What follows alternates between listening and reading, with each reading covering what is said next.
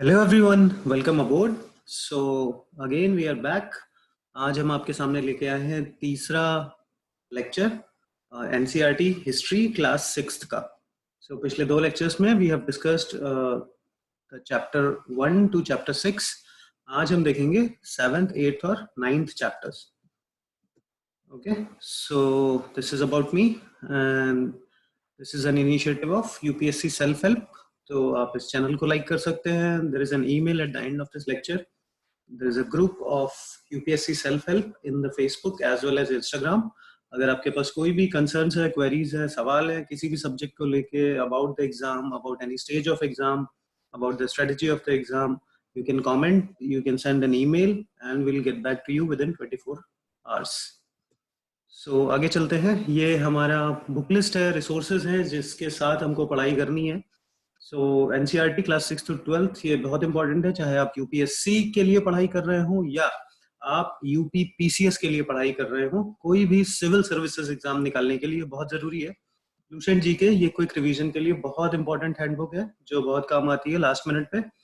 और अच्छे सोर्स के लिए इनमें से आप कोई भी टेक्स्ट बुक, इन तीनों में से एंशिएंट इंडिया या तो ओल्ड एनसीईआरटी क्लास 11th की, India's ancient past by R S Sharma, ये दोनों एक ही किताब है एक्चुअली। दिस इज एनसीईआरटी और आर एस शर्मा ही राइटर हैं इस एनसीईआरटी के भी, इन्होंने अपनी बुक पब्लिश की है। या फिर आप तमिलनाडु बोर्ड टेक्स्ट बुक, इनमें से कोई भी एक लेना है, ये तीनों नहीं लेना है। ओके, और साथ में we must practice the previous year questions of UPSC plus UP PCS. So आगे चलते हैं, मैटर की बात पे आते हैं, मुद्दे पे आते हैं। सो एनसीईआरटी बहुत जरूरी है। डायरेक्ट क्वेश्चन कई बार पूछ लिए जाते हैं, मैंने आपको पिछले वीडियोस में भी बताया है। आज के जो टॉपिक्स हम डिस्कस करने वाले हैं वो यहाँ से chapter 7 new questions and ideas, Ashoka the emperor who gave up the war and vital villages thriving towns. So these 3 chapters we will be discussing today. So आज शुरू करते हैं। आज की क्लास के लिए चैप्टर 1 है, otherwise this is chapter 7 new questions and ideas. In the last lecture, we have discussed about till the rise of Mahajanpadas. Magadha became a center of power. Alexander's invasion. All those things were discussed in the last chapter. अब हम बात करेंगे, ये ऐसा दौर था जब बहुत सारे सवाल उठे थे, और कोई भी सवाल उठता है because of some action. There will be a reaction in response or return to a action. So क्या कारण था कि इस समय बहुत सारे लोग आपको दिखेंगे, चाहे वो आजीविका सेक्ट हो, बुद्धिज्म हो, जैनिज्म हो, उपनिषद हो, कि बहुत सारे बदलाव आ रहे थे समाज में, जिनको समझने के लिए इन लोगों ने अपने अपने तरीके से उनके कारणों को जानना चाहा और उसके लिए अपना अपना सॉल्यूशन प्रस्तुत किया। ठीक है, तो इसमें से पहले जो लोग थे इस वक्त के, हम इस समय बात कर रहे हैं 500 बीसी की, जो महाजनपदों के काल के ठीक बाद शुरू होता है, बुद्धा की। वो एक थिंकर थे, इनके बचपन का नाम सिद्धार्थ था। इन्होंने बुद्धिज्म धर्म की नींव रखी थी। He is the founder of Buddhism and इनका जो टाइम है दिस इज अराउंड 500 बीसी। सो क्यों इस समय ये बहुत सारे धर्म, जैसे बुद्धिज्म हो या जैनिज्म हो या उपनिषद जो लिखे गए हैं फिलोसॉफिकल वे में, दार्शनिक सिद्धांतिक रूप में, ये क्यों लिखे गए हैं? This was a time of rapid change in society. इस समय बड़े बदलाव आ रहे थे। क्यों आ रहे थे? So some kings and Mahajanapadas they grew more powerful. तो कुछ कुछ जो जनपद थे, हमने पिछले, अगर हम याद करने की कोशिश करें तो नियोलिथिक पीरियड में गांव बसे पहली बार। उसके बाद हमने एक्सटेंशन देखा उन गांवों का, पेस्ट्रोलिज्म एक्टिविटी जब शुरू होती है वैदिक काल में। फिर जनपदों का काल आता है लेटर वैदिक काल में। फिर हमने महाजनपदों का काल देखा है जो शुरू हो रहा है इस समय। और कुछ महाजनपद, जैसे कि हमने देखा मगध, ये बहुत पावरफुल हो गए थे, तो एम्पायर्स की नींव पड़ रही थी, न्यू सिटीज वर डेवलपिंग, और जिंदगी जो है वो गांवों में और शहरों में, life was changing in the villages as well. So लोग इन चीजों को समझ रहे थे। एक और बहुत इंपॉर्टेंट बात जो यहाँ पर है, पैसे की इकोनॉमी पहली बार आई थी समाज में, पैसे का इस्तेमाल हो रहा था। इससे पहले एक्सचेंज के नाम पे people use to have lands या कैटल, जो पशु हैं, ये वेल्थ माने जाते थे। लेकिन पहली बार पैसे जैसी कोई नई चीज आई थी, तो ये बहुत बदलाव लेके आ रही थी जीवन में। इसी वजह से इस समय हम देखते हैं बहुत सारे नए धर्म, नए विचारक हिंदुस्तान में जन्म लेते हैं और वो अपनी अपनी नई परंपराओं की शुरुआत करते हैं। आगे चलते हैं। So life of Buddha. सबसे पहले इन महान विचारकों में से एक विचारक जो है बुद्धा हैं। इनको लाइट ऑफ एशिया भी कहा गया है। So he belonged to a Shakya गण। अगर आपको लास्ट चैप्टर याद हो तो हमने गणों की बात की थी, जहां पर एक नहीं कई राजा होते थे जो असेंबलियों में मिलते थे और एक साथ कई फैसलों पर निर्णय लिया करते थे। He belonged to a क्षत्रिय कुल and he left home in the search of knowledge। घूमते रहे बाहर, लोगों से वाद विवाद करते रहे, डिस्कस करते रहे और योग करते रहे। फाइनली इनको एनलाइटमेंट या ज्ञान की प्राप्ति हुई बोध गया में एक पीपल के पेड़ के नीचे। उसके बाद ही came to known as Buddha, the enlightened one. Sarnath वो जगह थी जहां पे इन्होंने पहला अपना संदेश दिया और he spent the rest of his life traveling and teaching and finally he passed away at Kushinara. देखिए मैं आपको फिर से बता दूं, इन्फॉर्मेशंस और बहुत हैं, लेकिन अभी हम सिर्फ एनसीईआरटी की बात कर रहे हैं, तो एनसीईआरटी का जितना भी जिस्ट है इस सारे लेक्चर्स में हमने सिर्फ उसको निकाला है जो भी उसमें दिया हुआ है। So these are the pieces of information which has been given in NCERT. और इनको ज्ञान की प्राप्ति बोध गया में हुई, पहला सरमन इन्होंने सारनाथ में दिया और इनकी मृत्यु जो है या इनको निर्वाण की प्राप्ति कुशीनारा में हुई, जो उस समय के मल्लों की राजधानी थी। इन सभी पर एक एक प्रीलिम्स का क्वेश्चन बनता है जो पहले पूछा भी जा चुका है। फिर आते हैं टीचिंग्स ऑफ बुद्धा। अब इस पे पीसीएस में भी सवाल बनते हैं और आईएएस में तो बहुत खूबसूरत सवाल बनते हैं यूपीएससी के एग्जामिनेशन में। और देखते हैं, समझने की कोशिश करते हैं क्या इनकी टीचिंग्स थी, क्या इनकी शिक्षाएं थी। Life is full of sufferings and happiness, या संसार दुखमय है, okay, and caused by this suffering and unhappiness is caused by cravings and desires. और इच्छाएं जो हैं ये इस दुख का कारण है, जो हमारी इच्छाएं होती हैं। फिर एनसीईआरटी ने एक टर्म मेंशन किया हुआ तन्हा और थर्स्ट। मतलब हम जानते हैं कि अगर हमारी कुछ इच्छाएं, जैसे आपको कुछ चाहिए, अगर आप सेलेक्ट भी हो जाएंगे लेट्स से यूपीएससी में, तो शायद कल को आप सेटिस्फाई ना हो पाए, आप सोचेंगे मेरी ऑल इंडिया रैंक 1 क्यों नहीं आई। ठीक है, पहले जब शुरुआत में आदमी तैयारी करता है तो उसको लगता है सिलेक्शन हो जाए इतना ही बहुत है, बट धीरे धीरे उसको लगने लगता है कि अच्छा और बेहतर क्यों नहीं हुआ, या जो ऑल इंडिया रैंक 2 होगा उसको भी अफसोस रह जाएगा कि मैं ऑल इंडिया रैंक 1 क्यों नहीं हुआ, क्योंकि 1 को जितना एक्सपोजर मिलेगा 2 को उतना नहीं मिलेगा। तो इस चीज को या इस टेंडेंसी को तन्हा कहा गया है।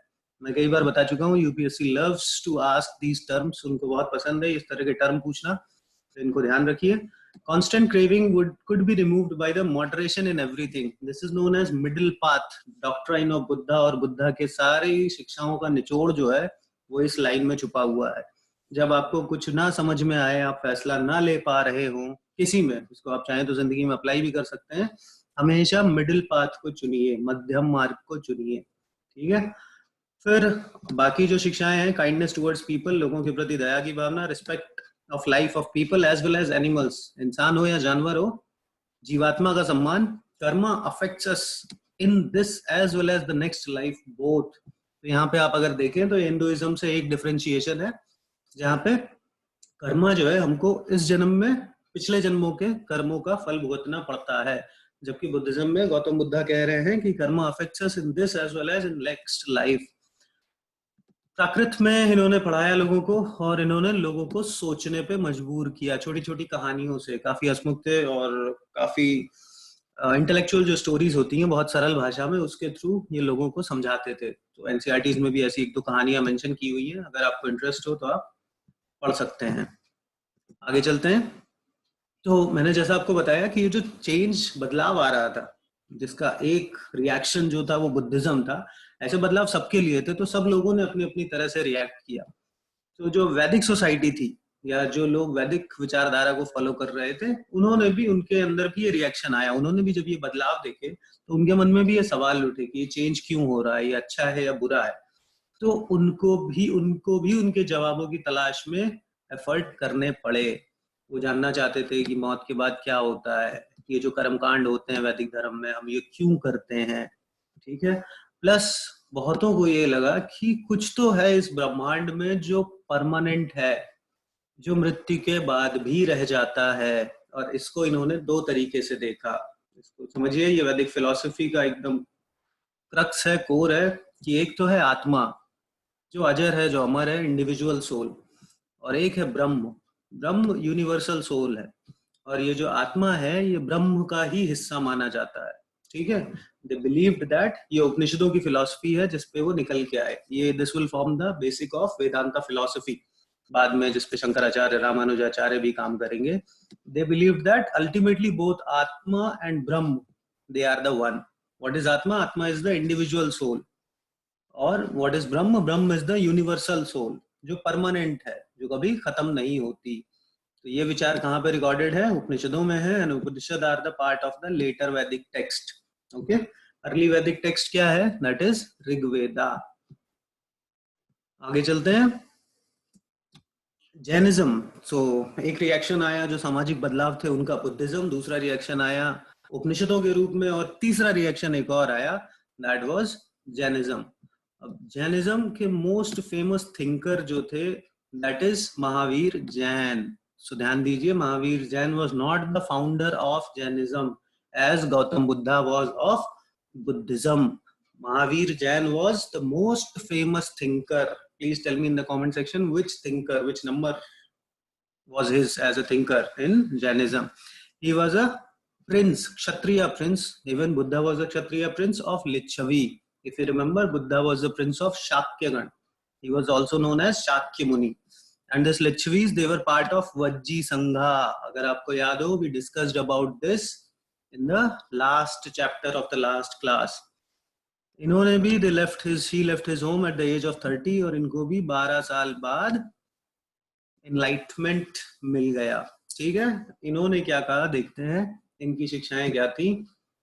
तो पहली चीज, पुरुष या महिला, men and women, जिसको भी सच्चे ज्ञान की तलाश है, जिसको भी कैवल्य प्राप्त करना है, they must leave their homes.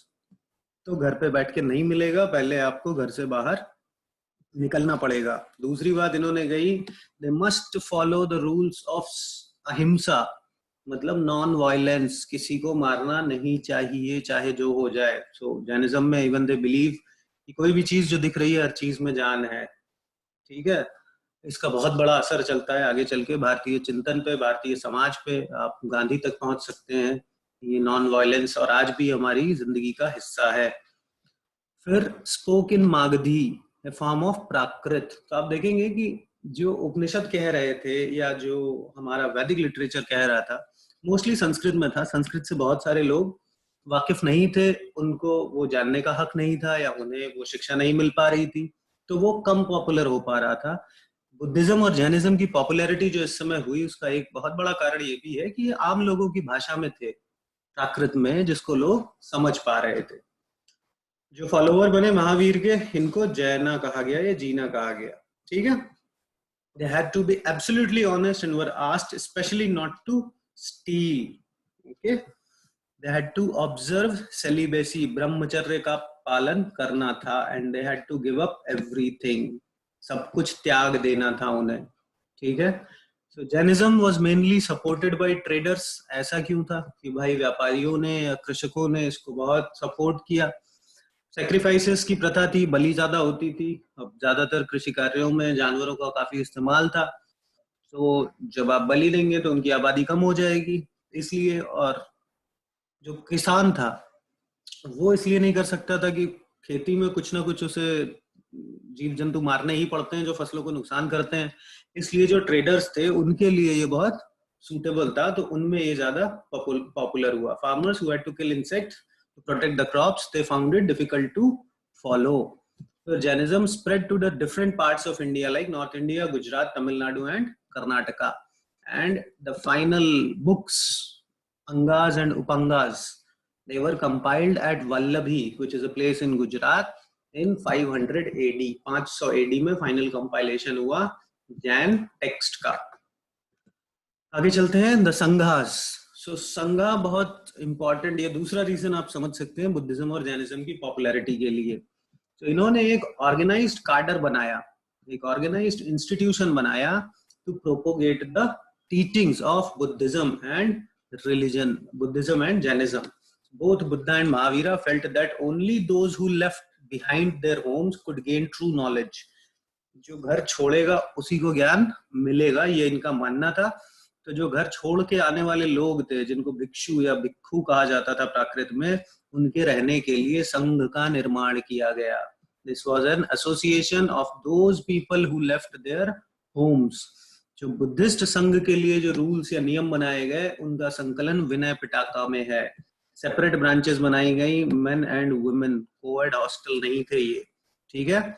All main could join संघा, हर आदमी जो सॉर्ट ऑफ फ्री था वो ज्वाइन कर सकता था, लेकिन बच्चे, महिलाएं, स्लेव्स, किंग एम्प्लॉइज या कोई लेनदार जो है इनको परमिशन लेनी होती थी।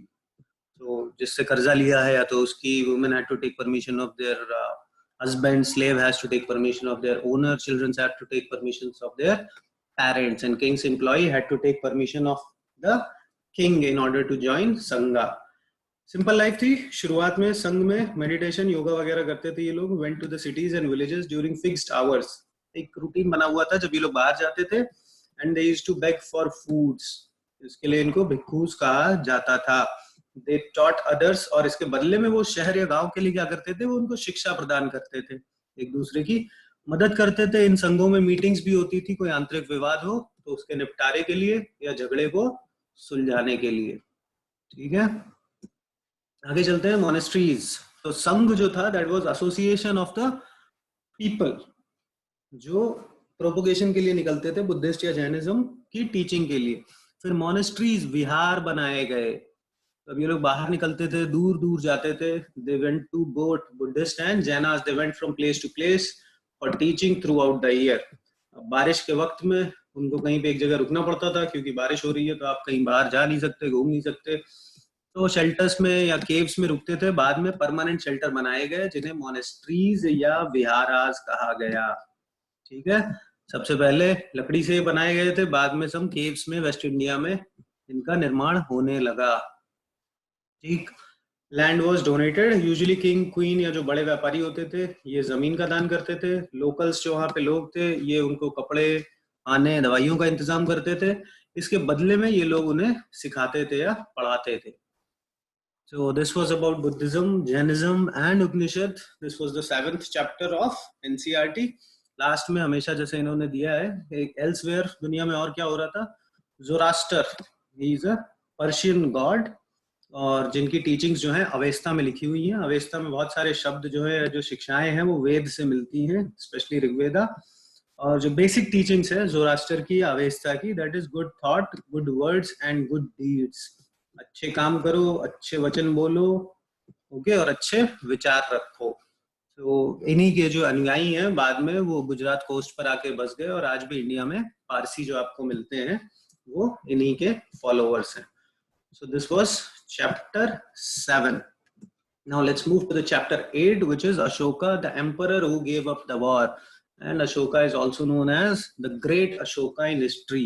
So जो कुछ राजा बहुत अच्छे काम करते हैं या कुछ ऐसा नया लेके आते हैं, बहुत अच्छा स्टेबिलिटी का पीरियड लेके आते हैं, उनको द ग्रेट की उपमा दी जाती है इतिहास में। सो अशोका द ग्रेट है, अकबर द ग्रेट है, पीटर द ग्रेट है रशिया का, ठीक है। सो अशोका, या ये जो समय है अशोका का, ये कहाँ आता है, तो अभी बुद्धिज्म, जैनिज्म की हमने बात की, और हमने बात की कि इस समय था बड़ा बड़ा बदलाव आ रहे थे। बड़े बदलावों में बड़े शहरों का निर्माण था। तो जब बड़े शहर बनेंगे, कुछ महाजनपदास जो बहुत पावरफुल हो गए थे, वो बुनियाद बने फर्स्ट एम्पायर की। अभी तक हम महाजनपदास की बात कर रहे थे, now we are using the term empire, means एक बहुत बड़ी किंगडम, ठीक है। और ये थी मौर्यास की एम्पायर, जिसके फाउंडर थे चंद्रगुप्त मौर्य, और जिसका जो सबसे बड़ा और मशहूर जो राजा है दैट इज अशोका, ठीक है। और एक लॉयन कैपिटल जो आपको मिला है, ये भी अशोका का बनवाया हुआ है, जो हमारा नेशनल एम्बलम है। और ये कहाँ से लिया गया है, सारनाथ पिलर से लिया गया है। और चंद्रगुप्त मौर्य को मौर्यन एम्पायर का फाउंडेशन रखने में मदद करने वाले थे चाणक्य, जिन्होंने किताब लिखी है जिसका नाम है अर्थशास्त्र। Please remember all of this. Let's get started. So 300 BC के अराउंड, ये वही वक्त है अगर आपको याद हो जब अलेक्जेंडर हिंदुस्तान आया था, सिकंदर। तो कौन कौन सी मेजर सिटीज थी आप इसमें देख सकते हैं। एनसीईआरटी का मैप है जो उसी बुक से हमने लगाया है। कांधार है, लंपका है यहाँ पर, ये दिस इज अफगानिस्तान। फिर यहाँ कलसी, Meerut, Topra, these are the some places आप जो देख रहे हैं रेड डॉट में, यहाँ पे इंस्क्रिप्शंस मिले हैं मौर्यन एम्पायर के। Okay, so this map is showing the principal cities and some places where inscription have been found. So principal cities are like Takshila, Pataliputra, Ujjain, ठीक है, तो ये ब्लैक सर्कल में जो दिखाई हुई है ये मुख्य शहर है यहाँ के, और ये जितने रेड सर्कल में आपको दिख रहे हैं they are the places where Ashokan inscription has been found. ठीक है, अब इसमें तक्षशिला क्या था, ये नॉर्थ वेस्ट इधर जाने के लिए मुख्य गेटवे था, सबसे बड़ा शहर था इस रास्ते पर। ठीक है, Pataliputra was the main capital and Ujjain was on the trading route, जो उत्तर भारत से दक्षिण भारत जाने के लिए जो सबसे मुख्य रास्ता था उस पर पड़ने वाला ये बहुत बड़ा शहर था।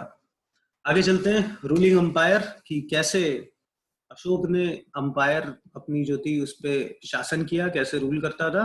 सो जो पाटलिपुत्र का इलाका था हमने पीछे नक्शे में देखा, that was under direct control. जहां पे डायरेक्ट कंट्रोल होगा there will be salaried officials for collecting tax. आपको याद हो जब महाजनपदों का काल आ रहा था उस समय रेगुलर आर्मी रखनी शुरू कर दी गई थी, और जब कोई राजा रेगुलर आर्मी रखेगा so they need to have the revenue, और रेवेन्यू के लिए वो टैक्स कलेक्शन का सिस्टम एस्टैब्लिश करेंगे, फिर उसके लिए आप ऑफिशियल्स भी अपॉइंट करेंगे। They had a elaborate system of spies, जासूसों की व्यवस्था थी ऑफिशियल्स पे नजर रखने के लिए ताकि वो ज्यादा करप्शन या भ्रष्टाचार में लिप्त ना हो।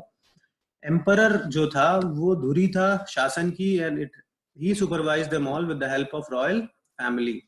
जो प्रोविंसेस थे, जो भी जगह दूर दूर थी, फॉर एग्जांपल तक्षशिला हमने देखा जो नॉर्थ वेस्ट ट्रेड रूट पे पड़ता था, या उज्जैन साउथ के ट्रेड रूट पे पड़ता था, ये प्रोविंसेस थे, वहां पर एक राजकुमार को अपॉइंट कर दिया जाता था एज ए गवर्नर, और वो वहां पे जाके लोकल कंट्रोल रखता था। Royal princes were sent as governors, और वहां पे जो उस जगह के लोकल रूल्स और कस्टम्स थे वही फॉलो होते थे। ठीक है, between these two Mauryas tried to control roads and rivers to collect tax and tributes। अब ये जो प्रोविंसेस थे और जो मेन इनका शासन पाटलिपुत्रा से होता था, इनके बीच में जो भी नदी के रास्ते होते थे या सड़कें बनी हुई थी उस पे भी मौर्यंस अपना कंट्रोल रखते थे, ताकि जो लोग व्यापार के लिए सामान एक जगह से दूसरी जगह लेके जाते हैं उनको सुरक्षा दे सके, और उसके बदले में इनको टैक्स मिल सके। और ये सारी जानकारी हमको कहाँ से मिलती है, ये सारी जानकारी हमको अर्थशास्त्र से मिलती है, जिसको किसने लिखा था, पिछली स्लाइड में हमने देखा इसको चाणक्य ने लिखा था। चाणक्य कौन था, जिसने मदद की चंद्रगुप्त मौर्य की मौर्यन अंपायर स्टैब्लिश करने में। ठीक है, अब एनसीईआरटी हमें दो और इम्पोर्टेंट इंफॉर्मेशन देती है कि इस समय ये जो हम व्यापार की बात कर रहे हैं तो ये लोग क्या खरीदते बेचते थे। तो नॉर्थ वेस्ट इंडिया था ये ब्लैंकेट के लिए बड़ा मशहूर था, और जो साउथ इंडिया था that was very famous for gold and precious stone. ठीक है, और मेगास्थनीज जो अम्बेसडर था सेल्यूकस निकेटर का, ये आया था चंद्रगुप्त मौर्य के कोर्ट में, और इसने भी एक किताब लिखी है जिसका नाम है इंडिका। सो इंडिका और and Arthashastra, these two are the sources of information for us for the Mauryan rules. अब बात करते हैं अशोका की। ठीक है, तो अशोका चंद्रगुप्त मौर्य की ही डायनेस्टी में अशोक आता है, who was the first ruler who tried to take his message to the people। पहले लोग सिर्फ शासन करने में ज्यादा इंटरेस्टेड थे। He was the first person जिसने इंस्क्रिप्शंस का इस्तेमाल किया, जिसने अभिलेखों का इस्तेमाल किया अपनी बात लोगों तक पहुंचाने के लिए। जो ज्यादातर इंस्क्रिप्शन या अभिलेख थे they were written in Prakrit language and the script used in them was Brahmi. So what is the difference between language and script? तो मैं आपसे अगर हिंदी में अभी बात कर रहा हूं तो भाषा जो है वो हिंदी है, लेकिन जब मैं वो हिंदी लिखूंगा तो मैं उसको देवनागरी लिपि में लिखूंगा, वो जो अक्षर है। ऐसे ही जब आप when I'm talking to you in English, then the language is English and this written words, this script is called as Roman script। okay? फिर कलिंगा वॉर हुआ, एक बहुत बड़ी घटना थी अशोक के जीवन की जिसने सब कुछ बदल दिया। तो एक बार पीसीएस में ये सवाल पूछ लिया था कि कलिंगा वॉर कब होता है, कौन से साल में होता है अशोक के कोरोनेशन के। NCERT tells us that in the 8th year of the coronation, या राज्याभिषेक के 8वें साल पर कलिंगा वॉर या कलिंग का युद्ध हुआ। After seeing the violence and bloodshed and the death and destruction of the war, he decided that अब मैं कोई लड़ाई नहीं लड़ूंगा। He was the only king in history who gave up the conquest after winning the war, जिसने जंग जीतने के बाद जंग का रास्ता छोड़ दिया। इसीलिए इन्हें अशोका द ग्रेट कहा जाता है। और आगे चलिए, इन्होंने एक अशोका का धम्म, प्राकृत में धम्म कहते हैं, संस्कृत में जिसको आप धर्म कहेंगे। सो व्हाट इज अशोकास धर्म? एक बात उसको आप लोग ध्यान दे सकते हैं। जब एंशिएंट हिस्ट्री में हम धर्म की बात कर रहे हैं, आज धर्म को बहुत आसानी से रिलीजन के कंपैरेटिवली कंपेयर कर लिया जाता है। Religion and dharma is not same. When you talk about dharma in ancient India, then it is the code of conduct. जिंदगी कैसे जीनी है, आपका भगवान कौन है, आपका खुदा कौन है, इससे कोई मतलब नहीं है, लेकिन एक अच्छा जीवन आपको कैसे जीना चाहिए, that is the Dharma. Okay, not necessarily the religion. तो अशोका ने कौन सा धम्मा चलाया, या वो कौन सा कोड ऑफ कंडक्ट फॉलो कराना चाहता था अपने सिटीजन्स के लिए या अपने राज्य में रहने वाले लोगों के लिए। सो अशोका धम्मा या अशोक का जो ये conduct of code of conduct था, it did not involve the worship of the god और परफॉर्मेंस और सेक्रीफाइसेस। उसको ये एहसास था कि अगर वो कुछ बातें समझ पा रहा है जिससे सबका भला हो सकता है, तो ये उसकी ड्यूटी है, जिम्मेदारी है, to teach this to his subject as a father. Okay, उसका एक कर्तव्य है एक पिता की तरह कि अपनी प्रजा को ये सारी बातें बताए। और ये सारी बातें जो है इसके कोड ऑफ कंडक्ट की, they were also inspired by the teachings of Buddha. Okay, so there were very problems थी। क्या क्या प्रॉब्लम थी जो उस समय जो देख रहा था, जिसको अशोक जो है अपनी धम्म की पॉलिसी से एड्रेस करना चाह रहा था? पीपल फॉलो डिफरेंट रिलीजन, जिससे कन्फ्लिक्ट होते थे। बहुत ज्यादा बलि प्रथा का प्रचलन था, वो होती थी। स्लेव्स, सर्वेंट्स, इनके साथ अच्छा व्यवहार नहीं होता था, पारिवारिक वाद विवाद, झगड़े होते रहते थे। तो ये सारे प्रॉब्लम स्टेटमेंट्स थे जिनको वो एड्रेस करने की कोशिश कर रहा था through his code of conduct. क्या किया उसने? He appointed officials called dhamma mahamatya, okay, who went from place to place. ये धम्म महामात्य एक जगह से दूसरी जगह जाते थे और लोगों को धम्मा सिखाते थे।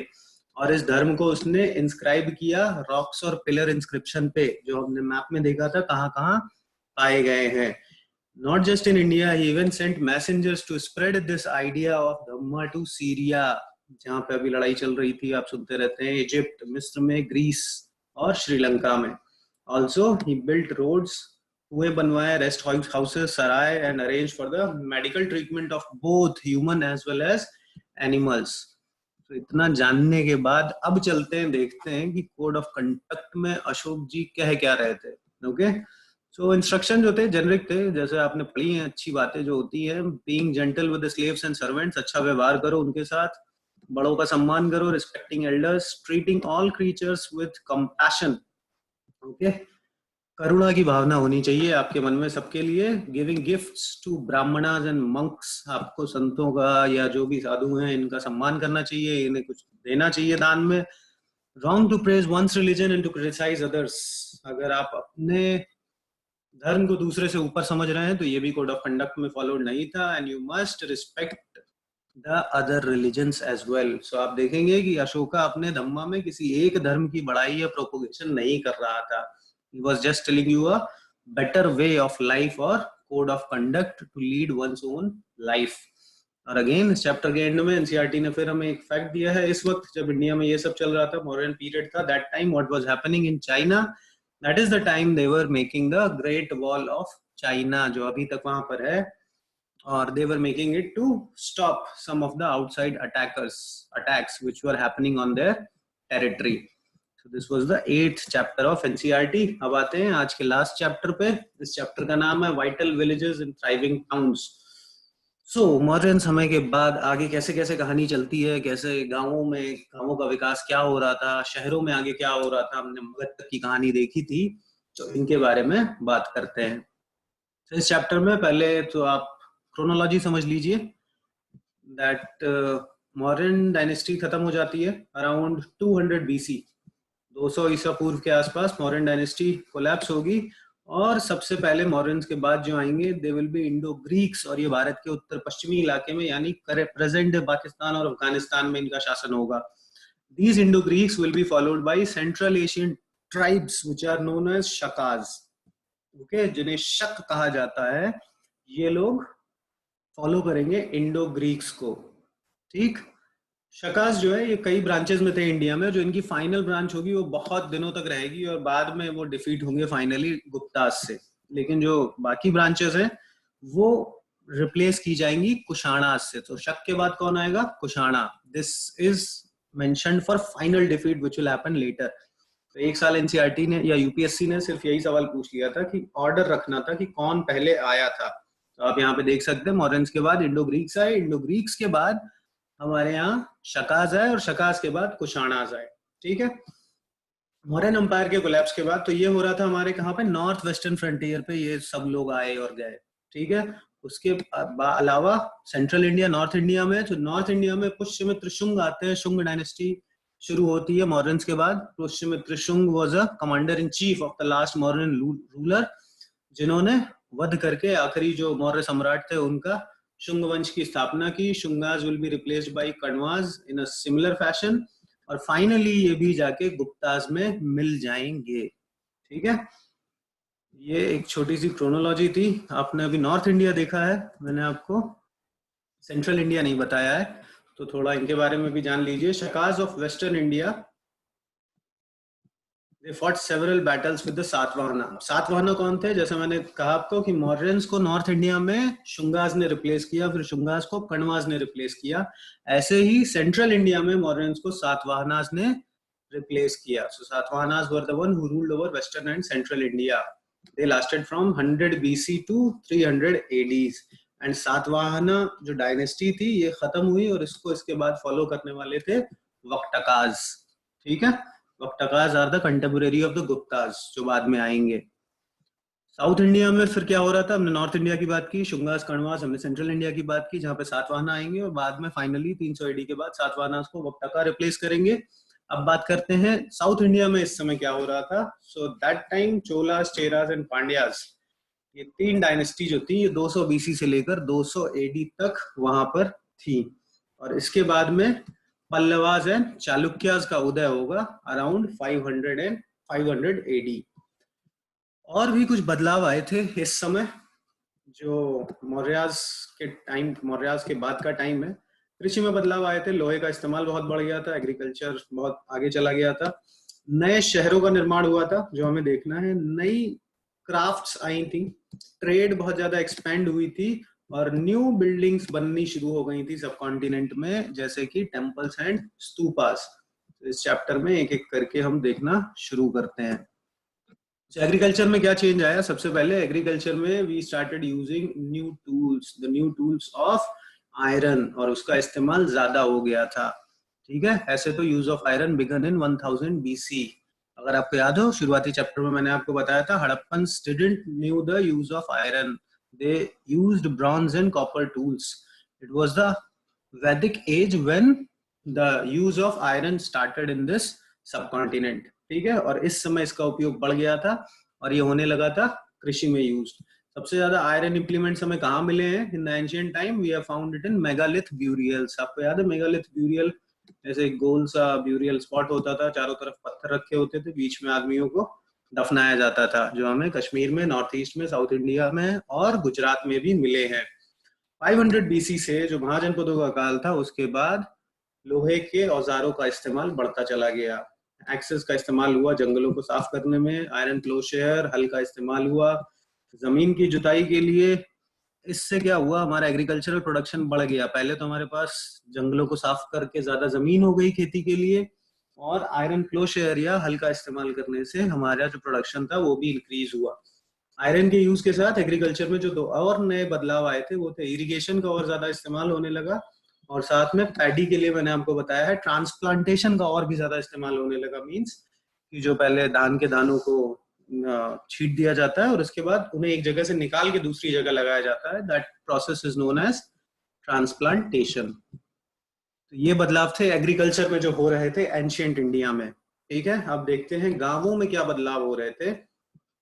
सो गांवों में हमारे पास दो है। नॉर्दर्न इंडिया में अलग बदलाव थे या अलग टर्म थे जो लोगों के लिए इस्तेमाल किए जाते थे, सदर्न इंडिया में अलग टर्म थे जो इस्तेमाल किए जाते थे। मैंने आपको पहले ही बताया है कि UPSC loves to ask these terms, और ये बहुत इंपॉर्टेंट है कि आप इसको याद रखें। आप चाहे तो स्लाइड पॉज करके you can take a note of all of this. So Tamil region में देखते हैं क्या टर्म थे, गांव की सोसाइटी में किस तरह के लोग थे, और ये सारी जानकारी मिलती है हमको संगम लिटरेचर से जो लिखा गया था 300 BC के अराउंड मदुरई में। This is the source of knowledge of Tamil reason.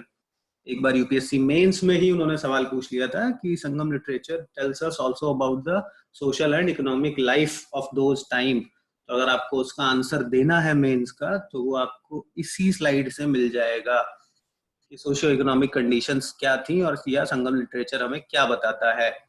So Tamil region में लार्ज लैंड ओनर हुआ करते थे और इनको कहा जाता था वेल्लालार।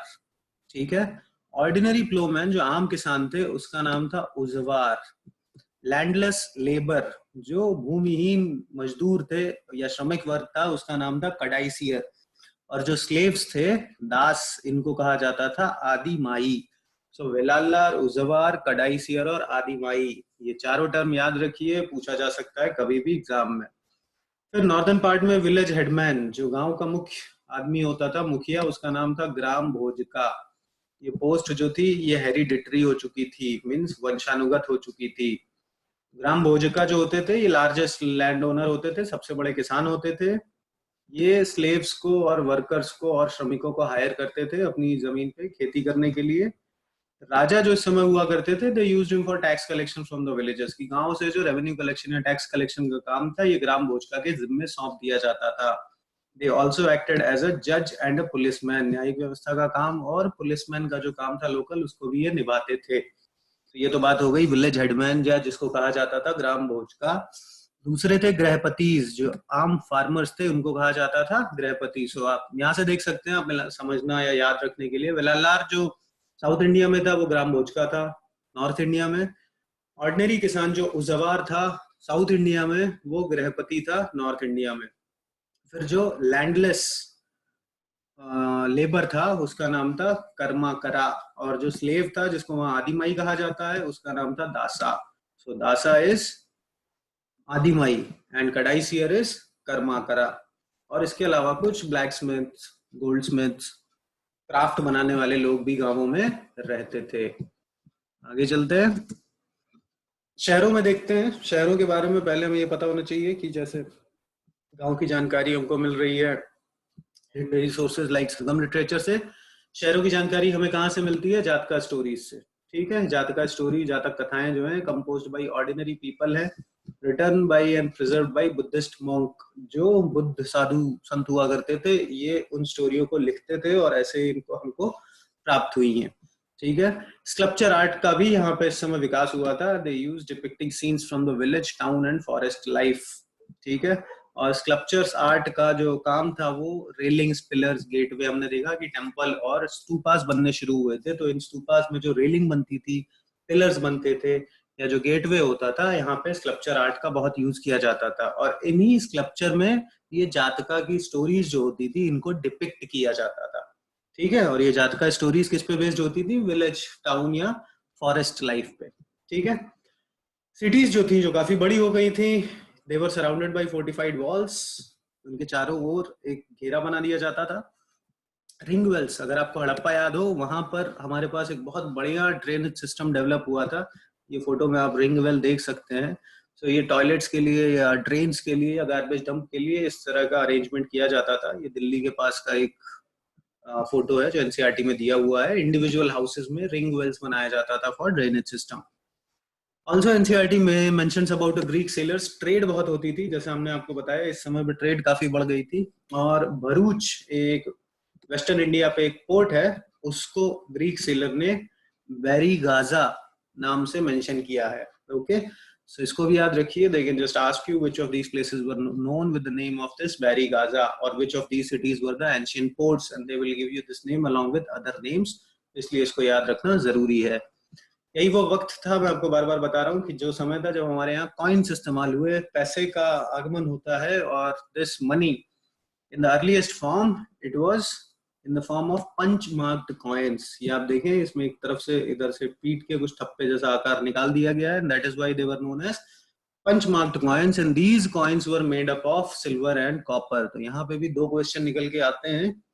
Which were the earliest coins in India? Answer will be punch-marked coin, and punch-marked coins were made up of. Answer will be copper and silver. Okay, let's move ahead. अब हम दो cities की बात करते हैं। हमने गांव की जिंदगी, अभी cities के बारे में देखा कि उनके आसपास फोर्टिफिकेशन था, रिंग वेल का इस्तेमाल किया गया था, ट्रेड होती थी। तो एनसीईआरटी ने एग्जांपल दिया है दो सिटीज का, one is Mathura, another one is Arikamedu, or which is nowadays known as Pondicherry. So Mathura actually, जैसे जब आपने फर्स्ट स्लाइड में देखा था chronology, so Mauryans in the northwestern frontier, they were replaced by Indo-Greeks. Or Indo-Greeks, they were replaced by Shakas, and Shakas were replaced by Kushanas. Okay, in the northwest, finally after them, they will be finally replaced by. There were 5 branches of Shakas. जो आखिरी branch है वो आखिर में Gupta's replace करेंगे. So ये शकास के बाद इंडिया में आते हैं Kushanas, and Kushanas had their 2 capitals, one of which was Mathura. That's why Mathura rose as a independent city and a very thriving city at that time. Why Mathura was at the crossroad of 2 trade route. 2 व्यापारिक मार्ग जो है इनके बीच में स्थित था, जो north west से ईस्ट आता था, मतलब तक्षशिला से जो पाटलिपुत्र की तरफ आता था, और नॉर्थ से जो साउथ जाता था जिसपे उज्जैन था. ओके, इस यहाँ पे भी we have got what fortifications around the city. हमें यहाँ पे मिला है, जैसे हमने पिछली स्लाइड में देखा कि फोर्टिफिकेशन है, एक दीवार का निर्माण किया गया है शहर के चारों तरफ, and it is a centre for fine sculpture art. बहुत बढ़िया जो है यहाँ पे मूर्ति कला का विकास हुआ है. 2000 years ago it became the capital of Kushanas. ठीक है, ये रिलीजियस सेंटर था and it belong to all 3 religions. We have found evidence of Buddhist monasteries. If you remember what is a monastery, monastery is something which is known as viharas. It was also a place for Jain shrines, and this place, as we all know, is also associated with the worship of Krishna. यहाँ पे हमको बहुत सारे inscription मिले हैं जो हमारा source है of knowledge about Mathura, and these inscriptions are created by, they are record of gifts by made by men to the shrines and monasteries. So Buddhist monasteries को, Jain shrines को, या मंदिरों को जो दान में दिया गया गिफ्ट था, उसकी रिकॉर्डिंग के लिए इंस्क्रिप्शन लिखा हुआ है. And this inscription talks about goldsmith, blacksmith, weaver, basket maker, फूल बनाने वाले, गार्लैंड माला बनाने वाले, परफ्यूमर्स, इत्र बनाने वाले. तो इसका मतलब क्या था कि ये सारे क्राफ्ट उस समय वहां पे होते थे, और ये सारे जो काम है ये वहां पे थ्राइव कर रहे थे. ठीक है, आगे चलते हैं. Craft and craft persons. तो और कौन कौन सी क्राफ्ट थी जो हमने बात की, जो नई ऐड हुई और जहां पे हमने बहुत तरक्की की. सो इस समय of the time of Mauryans, the finest example of pottery is northern black polished ware. बहुत अच्छा पॉटरी का एग्जांपल है ये. बहुत चमकती हुई शाइनी ब्लैक कलर की पॉटरी या बर्तन होते हैं, which is very famous. The question is pottery during modern times which developed is northern black polished ware. कहीं कहीं इसको शॉर्ट फॉर्म में NBPW भी लिखा रहता है. ठीक है, क्लॉथ मैन्युफैक्चरिंग हम जानते हैं, हड़प्पा से हमें कपड़े बनाने का नॉलेज है. और इस समय during the time of Mauryans and later Varanasi and Madurai, आज तक ये दोनों सेंटर्स फेमस है. ये कपड़ा बनाने के क्षेत्र में इन्होंने काफी तरक्की की. फिर जो एसोसिएशन ऑफ क्राफ्ट पर्सन्स हैं और मर्चेंट्स, जो व्यापारी हैं, इनको श्रेणीज कहा जाता था. इसको भी यूपीएससी बहुत पूछता है.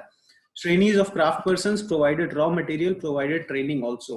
Okay, and it also distributed finished product. और जो मर्चेंट्स की श्रेणी थी, जो व्यापारियों की श्रेणी थी, they organised trade, they also acted as bank. Okay, so जो इंटरेस्ट लेते थे वो लोगों का पैसा लेने के बाद उसमें से एक हिस्सा वो they used to give it for supporting the religious institution. So श्रेणी भी नोट कर लीजिए. This is a very important topic which has been asked in the previous examinations. फिर अगली एक पोर्ट सिटी का जो एग्जांपल दिया है एनसीईआरटी ने इस लास्ट चैप्टर में, that is Arikamedu, which is known as Pondicherry. So first question is Arikamedu is known as, और Pondicherry was known with the name of Arikamedu in the past. Around 200 BC to 100 AD, Arikamedu was a coastal settlement. हमें यहाँ पे कुछ चीजें मिली हैं, जैसे massive brick structure, ईंटों का बना हुआ एक बहुत ईंटों का बना हुआ कुछ हमें प्राप्त हुआ है वहां पर, और एक वेयर हाउस मिला है, चीजों को रखने का गोदाम. ठीक है, हमको यहाँ पॉटरी मिली है मेडिटेरेनियन रीजन की. एम्फियर लिक्विड जार्स होते थे जिसमें वाइन और तेल सप्लाई किया जाता था, वो हमको यहाँ से मिले हैं. तो इसका मतलब इस पोर्ट से और मेडिटेरेनियन रीजन से, रोमन एम्पायर से ट्रेड होती थी इस वक्त के दौरान. ठीक है, हमको वहां पे स्टैम्प्ड रेड ग्लेज्ड पॉटरी मिली है जिसको एरिटीनो वेयर कहा जाता है. This is from Roman empire.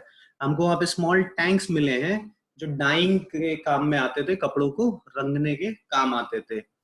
और anywhere elsewhere in the world. NCERT ने जो लास्ट यहाँ पर टॉपिक दिया है दैट इज इसी समय रोम में रोमन साम्राज्य स्टैब्लिश और विकसित हो रहा था। So this was the last chapter. You all know. If you liked it, just comment, share, subscribe, and if you have any questions or clarifications, please let us know in the comment section. Thank you very much for joining.